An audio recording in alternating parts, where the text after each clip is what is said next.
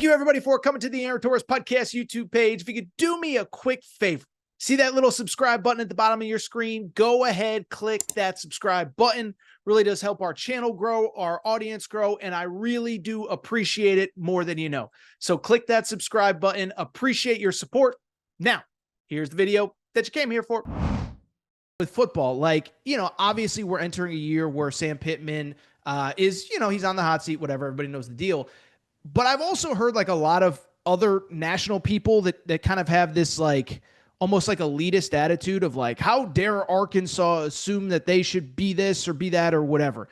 And I'd just be curious from somebody who covers it every single day inside that program, InsideArkansas.com and the radio show as well. What are realistic, not win-losses, but what do Arkansas fans want out of their program and kind of to see on a day-to-day basis? Because I don't really get the sense that it's a fan base that demands this many wins or this many this or this many that. And I think it's just hey, can we not get our roster pillaged by Ole Miss every offseason? Can we not have this, whatever. So I'm just curious, as somebody who covers it, what is the expectation of most fans, understanding that there are extremes in every fan base, but what are realistic expectations? What do the fans want out of the program right now that they're not seeing? Yeah, I think they want their seat at the table. They want their respect and their opportunity to shine a little bit on the SEC level. And yeah, you're right. I don't think it's unreasonable for a Razorback fan to say, man, it just feels like most years, why can't this program be in the 7-8 win range? And then every, 3-4 years or so, you've got that big one and you win 10 games, you're in that conversation, or you're knocking on the door for a college football playoff or whatever. They just want to have that kind of experience and consistency. And I think it frustrates people quite a bit to think back to, it was about a decade there of toiling in mediocrity, which is kind of where you're at right now. Arkansas wasn't bad last year. They weren't bad at all. 2 years ago they were, and they made a little bit of progress. But I think people get a little bit uncomfortable with the idea of, hey, take your 6-6 and shut up. And that's, you talk about that elitist mentality. It feels like a lot of people are telling them that, hey, know your place, know where you belong in these conversations. And that's what people don't accept. If you've got the one-off now and then, again, that's one thing. But to your point, yeah, not having the roster completely pillaged, not having to have an entirely new team every year, being able to retain your stars, not having to do the thing where you're saying, this NIL stuff is killing us, man. We're just getting outbid by everybody. Hopefully we get this revenue share stuff to even the playing field so we can compete. No, people don't want to hear that. They want to hear what they're saying over at Ole Miss, where it's we hear the rules about these salary caps or whatever you want to call it over here. We're not worried about that. We're going to get our team. They want to be in those types of conversations. So I think some of it's the messaging, but by and large, I don't know that there are a whole lot of Razorback fans. Everybody has those dreams of, hey, let's get to the mecca of the sport and everything. But I think they just want to be above average. They feel like they belong in those conversations on a yearly basis. And just have that every few years, man, that opportunity to go and do something special. They did it with Petrino back when he was the head coach in his first go-around. And getting to that point every few years, I don't think is an unrealistic thing. And anybody who's upset about where the program is at right now, I don't feel like they should really be ridiculed for that. I think it's very understandable. A tough situation that you're in going into this season with the flipped roster and a tough schedule and the flip schedule. Well, that's the problem, is the flip schedule. But exactly, man. And you're in a position where you're picked 14th or whatever in the league, and so it becomes a little bit difficult to talk about, because if you're picked 14th in your conference, that kind of coincides with 4-8, 5-7 type of years. Well, I think Arkansas is better than that this year. The question is how much better. So then if you say, I could see him going 6-6 or something like that, then you get accused of being the guy that's accepting mediocrity. So it's a tricky situation that we find ourselves in here in Fayetteville, no doubt.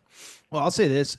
I remember the day it was announced that Texas and Oklahoma could leave for the SEC, and I just said, why would Missouri, Kentucky, Vanderbilt, South Carolina, and Arkansas is included in that group, why would you make I don't care how much more money you're making, why would you make your path harder? And I do think there is something psychological about being picked 6th in the SEC West versus 14th in a 16-team SEC. Let me ask you, as an outsider, again, just my outside. You mentioned all the portal and rev share and this and that. It feels like, and tell me if I'm wrong, because I've been wrong before. I'll be wrong again.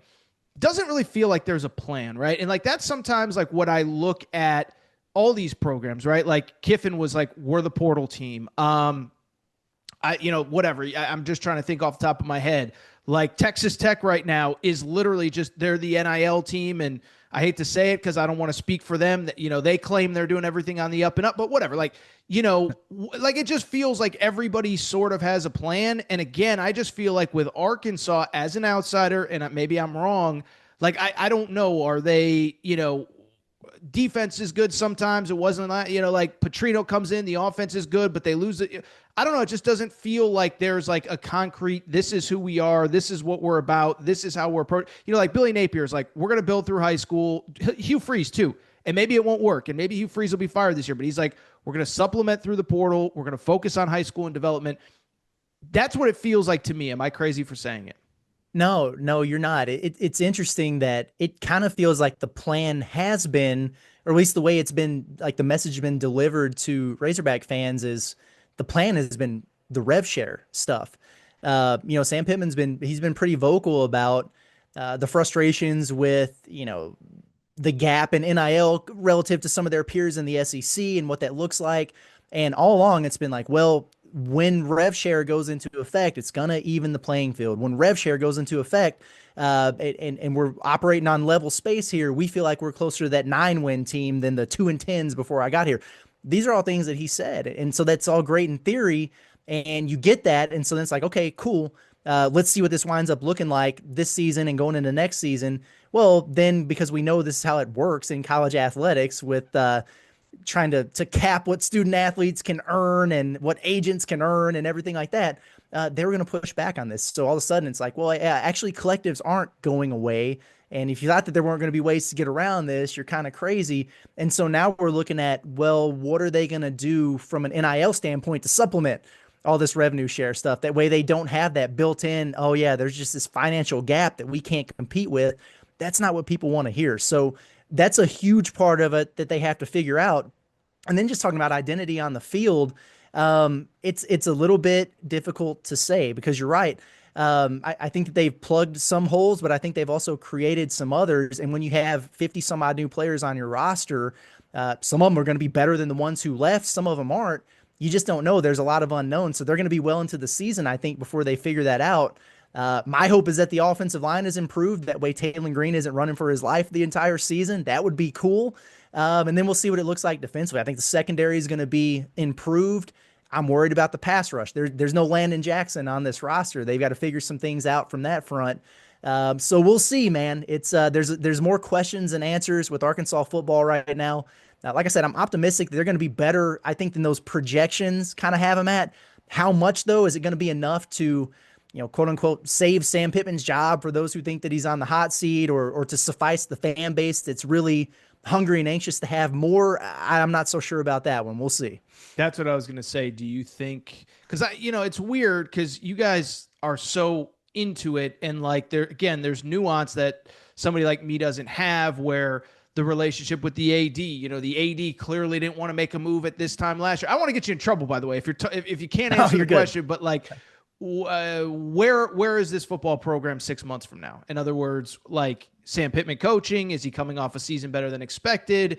Does he have a bad season and he's retained anyway? Like, what do you think that football program looks like when we get to January 1st, 2026? Yeah, I really get the sense that I don't get the sense that he's under as much pressure as maybe people feel like externally. Like you see the hot seat list come out and everything like that. No, here are the odds for the first SEC coach to get fired. And, Sam's always pretty high up there. I don't know. I'm not saying that the seat isn't warm. I don't know that it's as hot as maybe the outside perception really is. And a lot of that goes into the whole situation from last year. And I know the buyout had a lot to do with that, anticipating and trying to get ahead of, all right, well, if we have to pay the buyouts for a head coach and his staff and hire a new one, we've also got to figure out this revenue share money. A lot of it's financially driven. And so those factors are going to change a little bit, but also I think that they probably would like to at least see it out from a standpoint of, okay, now that we have these new regulations or whatever you want to call them with the House settlement and all that in play, how does that change things? How does that impact things? As far as, 6 months from now, what it's going to look like, to me, my thought process is I think the expectation should be, regardless of a difficult schedule, you're going to get that, man, in the SEC no matter what. You got to play the games in front of you. That they should see improvement over last year. I'm not going to be unreasonable here and say, oh, you got to win 9 games with this schedule. They went 6-6. They won a bowl game, win 7 regular season, and then get to a bowl. I think that's signs of progress. If he finishes the same, I would probably lean towards him being retained. Not necessarily because that's what I do, but that's what I think they would do.